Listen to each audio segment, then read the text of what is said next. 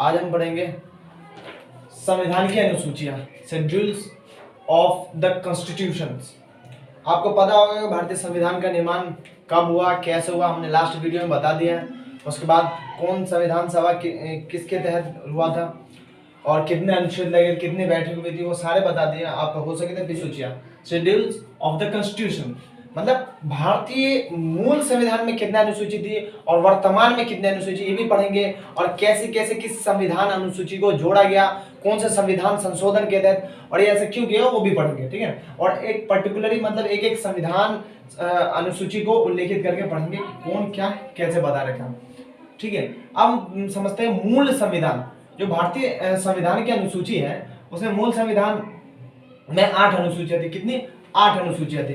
ठीक है, मूलतः जो संविधान का निर्माण हुआ था 1949 में 8 अनुसूचियां थी। उसके बाद हमने और लगा कि हाँ कुछ और जोड़ना चाहिए, तो उन्होंने हम लोग ने नवी अनुसूची को प्रथम संविधान संशोधन के तहत आर्टिकल 31B के तहत जोड़ा गया 1951 में। कब नवी अनुसूची को, अगर कंपटीशन एग्जाम में आता है कि नवी अनुसूची को कब जोड़ा गया भारतीय संविधान में, तो नवी अनुसूची को 1951 में 31B आर्टिकल अनुच्छेद 31B के तहत जोड़ा गया। ठीक है, ये हम सीट में ये जो अनुसूची जो संशोधन हुआ, जो 8 से 12 तक का समय लगा, और ये पीरियड है, ये क्यों?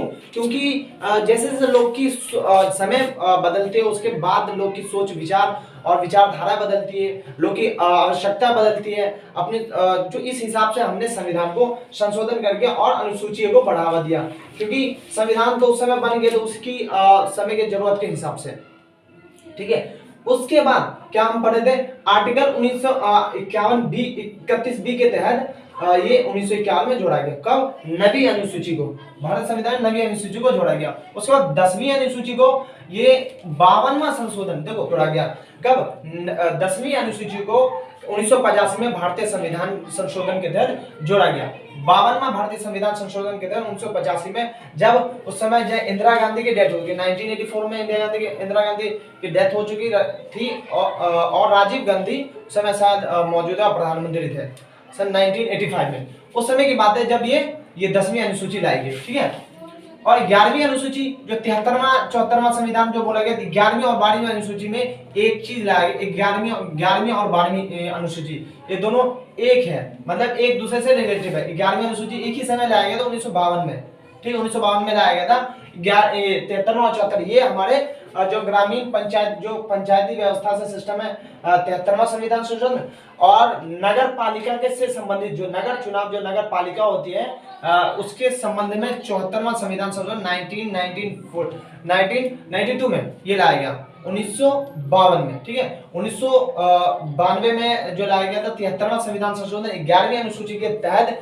ये हमारे संविधान में नहीं था जब भारतीय संविधान मूल जब था, शुरुआत में बना था, तो ये अनुसूची नहीं जोड़ी गई थी। और 1992 में 1992 में इस संविधान को मतलब जोड़ा गया। ये ग्रामीण जो पंचायती राज व्यवस्था से संबंधित है। ठीक है, उसके बाद 12वीं अनुसूची के तहत 74वां संविधान जोड़ा गया जो नगर पालिका से संबंधित है, नगरीय चुनाव व्यवस्था जो होता है। ठीक है, उसके बाद आते हैं कि ये जो टोटल हुआ 8 से 12 अनुसूची का सफर पढ़े हैं, क्योंकि 8 से अभी फिलहाल अगर आता है तो मूल संविधान में अभी जो फिलहाल मौजूदा संविधान में 12 अनुसूची है। और ये 12 से 8 से 12 लगने में कम से कम कितना से कितना समय लग गया? 1949 में तैयार हुआ था और 1992 में 12वां अनुसूची तक जोड़ा गया। लास्ट में 12वां अनुसूची ये जो है नगर पालिका से संबंधित है, 74वां संविधान संशोधन। ठीक है, अब उसके बाद हम पढ़ते हैं प्रथम अनुसूची। तो फिर जो उल्लेखित है एक आर्टिकल 1 से 4 कितना अनुच्छेद 1 से 4 तक उल्लेखित है प्रथम अनुसूची में, जो 1 से 4 तक उल्लेखित है। क्या भाई? तो इसमें भारत के राज्य संघ शासित प्रदेश के नाम, सीमाएं और न्यायिक क्षेत्र रखे गए हैं। कि ये जो 1 से 4 तक उल्लेखित है भारतीय अनुसूची में, ये जो प्रथम अनुसूची के तहत इसमें भारत के जितने भी राज्य होंगे, है ना, और केंद्र शासित प्रदेश होंगे, उसकी सीमाएं क्या होगी, उनके नाम क्या होंगे, नाम चेंज किए जाएंगे। फॉर एग्जांपल के तौर पे जैसे गोवा को भारत आजाद होने के बाद भारत में मिलाया गया, तो अब हम कह सकते हैं तो भारत में ये तो आजाद होने के बाद मिलाया गया, तो अब एक तरफ देखा जाए तो राज्य को मिलाया जा रहा है, राज्य का सीमा का परिवर्तन किया जा रहा है ना, गोवा को एक अलग राज्य बनाया जा रहा है, सीमा का परिवर्तन किया जा रहा है। या सीमा का वो डिवीजन किया, जैसे उत्तर प्रदेश को दो भागों में डिवाइड कर दिया, एक उत्तराखंड एक उत्तर प्रदेश, इसी तरह बिहार को से झारखंड अलग कर दिया गया। तो इस टाइप के जो सिचुएशन आते हैं ये प्रथम अनुसूची के तहत 1 से 4 तक उल्लेखित किया जाए। इसमें भारत के राज्य से केंद्र शासित प्रदेश की नाम और सीमाएं एवं न्यायिक क्षेत्र, उसके न्यायिक क्षेत्र क्या होंगे, ये सारे के सारे उल्लेखित है। अगर आपको कंपटीशन एग्जाम में आता है तो इस क्वेश्चन को मत छोड़िएगा, ठीक है।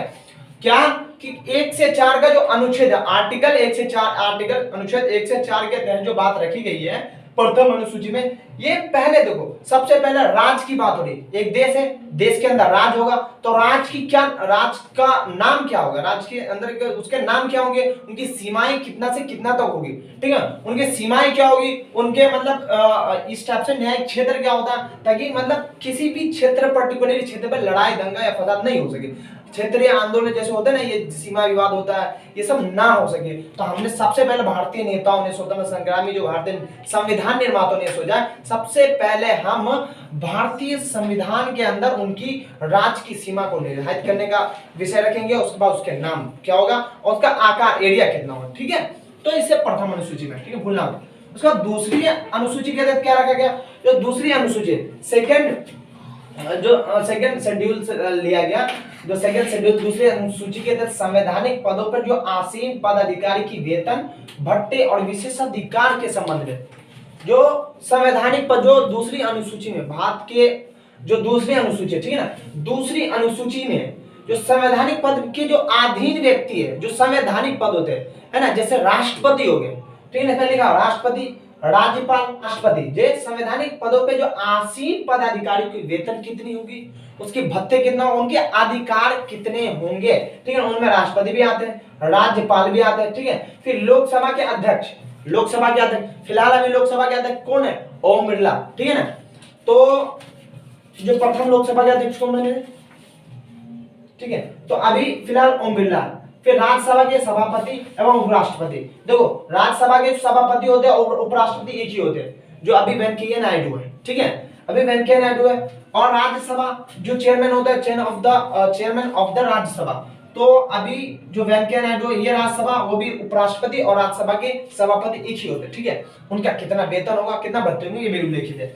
फिर राज्य के विधानसभा के अध्यक्ष, जो राज्य के विधानसभा, राज्य की विधानसभा मतलब एक जो राज्य है, जैसे यूपी है, यूपी के अंदर जो राज्य क्या विधानसभा, राज्य विधानसभा होते हैं, है ना, वहां पे जो एमएलए वगैरह बैठते हैं, तो वहां की जो अध्यक्ष है, अध्यक्ष, तो वहां के अध्यक्ष का उल्लेखित है, उनका संविदा पद मतलब उनका वेतन कितना होगा, भत्ते कितना होगा, उसका अधिकार कितना होगा, ठीक है ना, ये उल्लेखित है दूसरी अनुसूची में, ठीक है। उसके बाद राज्य के विधान परिषदों के, अब देखो राज्य विधानसभा और राज्य विधान परिषद अलग है। अब मैं ये आगे बताएंगे कि कौन सा राज्य में विधानसभा है और कौन सा राज्य में विधान परिषद है, कौन सा राज्य में विधानसभा विधान परिषद दोनों है, ठीक है।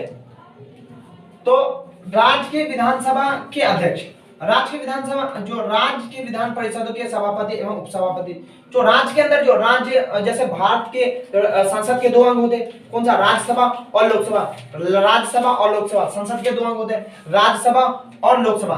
तो राज्यसभा के अंदर जो राष्ट्रपति, जो उपराष्ट्रपति होते हैं, जैसे राज्यसभा के जो सभापति होते हैं उसको उपराष्ट्रपति बोलते हैं, तो उपराष्ट्रपति। उसी तरह जो सभापति है, मतलब राज्य विधानसभा, राज्य के अंदर जो भी विधानसभा है, ठीक है, और उसके जो सभापति है, ठीक है, उसके कितने इनकम होंगी, कितनी वेतन होंगे, वो उल्लेखित है। फिर उच्चतम न्यायालय, जो सुप्रीम कोर्ट के न्यायालय एवं न्यायाधीश, chief justice of India, NV Ramana ने अभी फिलहाल जो मौजूदा चीफ जस्टिस ऑफ इंडिया है। फिर भारत के कैग, जो भारत के नियंत्रक एवं महालेखा परीक्षक जो होते हैं, परिषद होते हैं, सीए कैग, ठीक है ना। कैग के जो जितने भी सदस्य होते हैं, इसके अंदर कितने सदस्य वो भी आगे पढ़ेंगे, लेकिन अभी फिलहाल पढ़ो इनके जितने भी सदस्य होते हैं उनके उल्लेखित वेतन भत्ते सारे के सारे इसमें दिए गए, ठीक है। उसके बाद आते हैं तीसरी अनुसूची। हमने पहली 3 अनुसूची में पढ़ा, प्रथम अनुसूची में राज्य की सीमाओं का निर्धारित किया गया, दूसरी में संवैधानिक पदों पे जो दूसरी में पढ़ा संवैधानिक पदों पे जो आसीन व्यक्ति है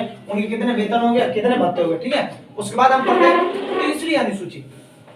तीसरी अनुसूची के बाद आइए, तीसरी अनुसूची में वे चीज दिए गए, जैसे कोई भी इंसान भारतीय संवैधानिक पद पे जाएंगे तो वह शपथ लेते, क्या लेते, शपथ लेते, उसको बोलते हैं विभिन्न उम्मीदवार द्वारा ली जाने वाली शपथ, ठीक है। जो तीसरी अनुसूची में ये उल्लेखित किया गया है जो विभिन्न उम्मीदवार, जितने भी उम्मीदवार हैं जो संवैधानिक पदों पे उल्लेखित है, उनका शपथ कैसे लिया जाएगा वो उल्लेखित है तीसरी अनुसूची में। अगर क्वेश्चन आए कि शपथ से संबंधित वह प्रावधान कौन से अनुसूची में है तो तीसरी अनुसूची में, ठीक है ना। संसद एवं राज्य विधानमंडल के उम्मीदवार, संसद एवं राज्य विधानमंडल के उम्मीदवार कौन से, संसद एवं राज्य मंडल के उम्मीदवार, संसद एवं राज्य मंडल के एमएलए उम्मीदवार एमएलए होते हैं, ठीक है ना। संसद जो संघ एवं राज्य मंत्री, जो संघ एवं राज्य के मंत्री, संघ मतलब केंद्र के मंत्री एवं राज्य के मंत्री मतलब किसी भी एक राज्य का अलग मंत्री होता है, और केंद्र के अंदर जो मंत्री होता है, केंद्र जो अंदर मंत्री हो, जैसे मंत्रिमंडलीय परिषद जो भारत पद प्रधानमंत्री के साथ जो जितने भी मंत्री बैठते हैं उसे मंत्रिमंडलीय जो परिषद होता है, उनको जो केंद्र का मंत्रिमंडल का जो अध्यक्ष होते हैं प्रधानमंत्री होते हैं। फिलहाल जो राज्य के अंदर भी अलग मंत्रिमंडल होता है, और केंद्र के अंदर में जो केंद्र का होता है जो प्रधानमंत्री अध्यक्ष होते हैं, और राज्य का उसका अलग होता है, ठीक है। और उसके बाद राज्य एवं राज्य के मंत्री सुप्रीम कोर्ट के जो चीफ जस्टिस ऑफ इंडिया होंगे, सुप्रीम कोर्ट के जो जज होंगे, सुप्रीम कोर्ट के जो जितने भी जजेस होंगे वो कितने जो मतलब उनकी जो ओथ, उनकी जो प्रावधान है वो शपथ कैसे लेंगे उनका भी उल्लेखित तीसरी अनुसूची में, ठीक है ना। उसके बाद कैग जो जितने भी हमने इसमें पढ़े थे एक तरफ से ज्यादातर क्षेत्र इनमें ही उल्लेखित है। जो तीसरा क्या है, दूसरी अनुसूची में पढ़े थे उनको, तो उनकी वेतन क्या होगी, उनके भत्ते क्या होंगे। उसके बाद तीसरी अनुसूची में हमने पढ़ा वो शपथ कैसे लेंगे, ठीक है ना। शपथ के सुप्रीम कोर्ट के जो चीफ जस्टिस ऑफ इंडिया होंगे, जैसे विभिन्न उम्मीदवार पदों पे जो उनके सरकारी पदों पे जो आसीन व्यक्ति है उनके जो वो कैसे एमएलए बनेंगे और शपथ कैसे लेंगे, सारे इसमें उल्लेखित है, ठीक है। फिर राष्ट्रपति, राज्यपाल, उपराष्ट्रपति, देखो राष्ट्रपति का जो शपथ लेने का प्रावधान जो आर्टिकल 60 के तहत, अनुच्छेद जो आर्टिकल 60 के तहत, आर्टिकल 60 के तहत, और राज्यपाल का आर्टिकल 159 के तहत, और उपराष्ट्रपति का 69 के तहत। मतलब राष्ट्रपति जो शपथ लेंगे तीसरी अनुसूची में तो है, लेकिन उसमें आर्टिकल 60 में उसका अलग उल्लेखित है। चौथी अनुसूची के तहत जो चौथी अनुसूची में पढ़ते हैं, इस अनुसूची में राज्यसभा के विभिन्न राज्यों एवं केंद्र शासित प्रदेश के लिए आवंटन, मतलब चौथी अनुसूची में ये बात रखी गई है कि इस अनुसूची में राज्यसभा के विभिन्न राज्य, जो राज्यसभा के विभिन्न राज्य एवं केंद्र शासित प्रदेश के लिए आवंटन, जैसे संसद, लोकसभा और राज्यसभा, ठीक है ना। अब बात इसमें चौथी अनुसूची में की गई है कौन सा राज्य से कितना व्यक्ति इस राज्यसभा के चुनाव में जाएंगे, और कौन सा केंद्र शासित प्रदेश से कितना व्यक्ति इस केंद्र, ये राष्ट्रपति के, ये किसके चुनाव में, ये क्या चुनाव में, ये राज्यसभा के उम्मीदवार के लिए जानेंगे। तो वो उल्लेखित है चौथी अनुसूची के तहत, चाहे लोकसभा के लिए हो राज्यसभा के लिए, ठीक है ना। चाहे लोकसभा के लिए चाहे चुनाव हो तो उसके लिए भी चौथी अनुसूची में उल्लेखित है, चाहे राज्यसभा के लिए भी चुनाव उसके लिए भी ये अनुसूची चौथी अनुसूची में दर्ज है, ठीक है। मतलब कोई भी जैसे राज्यसभा या लोकसभा का चुनाव होता है तो चुनाव होने के बाद जो उसमें बताई जाती है कि कौन सा राज्य से और कौन सा केंद्र शासित प्रदेश से कितना उम्मीदवार आएंगे राज्यसभा के इलेक्शन के लिए, ये सारे उल्लेखित है चौथी अनुसूची में, ठीक है। अब आते हैं पांचवी अनुसूची में। पांचवी अनुसूची में ये बात रखी गई है, इनमें अनुसूचित जनजाति के क्षेत्रों के प्रशासन एवं नियंत्रण का उपलब्ध आर्टिकल 24 में भी दिया गया। जो पांचवी अनुसूची की बात रखी गई, इसमें अनुसूचित जाति जो शेड्यूल कास्ट और शेड्यूल ट्राइब होते हैं, जो शेड्यूल कास्ट और शेड्यूल ट्राइब होते हैं, इसमें पांचवी अनुसूची के तहत उनका जो जनजातीय क्षेत्र होते हैं, क्षेत्रों का प्रशासन कैसा होगा, उनको नियंत्रण कैसा रखी जाएगी, और उनको मतलब किस टाइप से प्रशासनिक सुविधा दी जाएगी, उसके अनुसार ये जो शेड्यूल 5 जो शेड्यूल्स में उल्लेखित किया गया, ठीक है ना। और आर्टिकल 24 के अंदर भी अच्छे से उल्लेखित किया गया, ठीक है ना। अगर क्वेश्चन आता है कि कौन सा अनुसूची के तहत जो अनुसूचित जाति और जनजाति को अलग प्रशासन एवं नियंत्रण से उपलब्धि दी गई, तो ये पांचवी अनुसूची में, ठीक है। फिर छठी अनुसूची में क्या दी गई, छठी अनुसूची में इसमें आसाम, जो भी नॉर्थ ईस्ट के राज्य, जो छठी अनुसूची की बात आए आखिर, तो उनमें जो नॉर्थ ईस्ट के राज्य जैसे आसाम है, मेघालय, त्रिपुरा और मिजोरम, ये जितने भी राज्य है इसमें कैसे इसका प्रशासन होगा, इसका कितना नियंत्रण होगा, ये इसमें देखो, इसमें अगर याद करना आसान हो जाएगा, 5वीं अनुसूची के तहत जितने भी शेड्यूल जंगली जनजातीय लोग है, schedule caste, schedule tribe, ST SC, अनुसूचित जाति और अनुसूचित जनजाति को कैसा प्रशासन उपलब्ध किया जाएगा, उनके ऊपर नियंत्रण कैसा रखा जाएगा, ये सब 24 आर्टिकल 24 में उल्लेखित है, ठीक है ना। और छठी अनुसूची जो 6th शेड्यूल के तहत बात कही गई है, उसमें नॉर्थ ईस्ट के राज्य जितने भी, चाहे वो आसाम हो, मेघालय हो, मिजोरम हो, त्रिपुरा हो, जितने भी, उसके अंदर कैसा प्रशासन होगा, राजनीतिक नियंत्रण कैसा होगा, वो सारे उल्लेखित छठी अनुसूची के तहत मिली हुई है, दी गई है संविधान के हिसाब से, ठीक है ना। उसके बाद 7वीं अनुसूची में क्या है, 7वीं अनुसूची के तहत केंद्र एवं राज्य के विधि शक्तियों का बंटवारा रखा गया। देखो 7वीं अनुसूची के तहत केंद्र एवं राज्य, जो केंद्र होगा, और राज्य, जो केंद्र एवं राज्य के विधि शक्ति को कितना क्षेत्र आवंटित किया जाएगा, मतलब जो इनमें 3 अनुसूची होगी, जो संघ सूची, पहले बात तो संघ सूची, राज्य सूची और समवर्ती सूची। अब अवशिष्ट सूची हम पढ़ेंगे बाद में, लेकिन सबसे पहले पढ़ो संघ सूची, राज्य सूची और समवर्ती सूची, ठीक है। तो संघ सूची के तहत जो टोटल जो 97 थे शुरुआत में, जब मूल संविधान बने थे, तो मूल संविधान में 97 थे, उसके बाद धीरे धीरे बढ़े तो 100 हो गए। मतलब संघ सूची में जो 97 टॉपिक थे शुरुआत में, उसके बाद 100 टॉपिक हो गए। जैसे जैसे समय बीता, अब इससे क्या पता चलता है कि केंद्र सरकार और मजबूती की तरफ जा रही है, राज्य सरकार की प्रति केंद्र सरकार और मजबूत हो रही है, ठीक है। राज्य सरकार के प्रति केंद्र सरकार और मजबूत होती जा रही है, ठीक है। उधर राज्य सूची के तहत, राज्य सूची में देखो पहले 166 विषय था, अब पहले तो मैं 166 विषय था, उसके बाद अब बचे 60 विषय। इसका मतलब क्या है कि राज्य जो सीएम होता है उसकी शक्तियों को और छीना जा रहा है, केंद्र सरकार की शक्ति बढ़ाई जा रही है, हमारे देश केंद्रीकरण की व्यवस्था की ओर ज्यादा झुकी जा रही है, और राज्य की जो विकेंद्रीकरण व्यवस्था को कमजोर कर दी जा रही है, ठीक है। ये व्यवस्था आपको दिखा जा रहा है, अगर आपको लिखा जाए कोई रिटन एग्जाम है तो आप लिख दीजिएगा।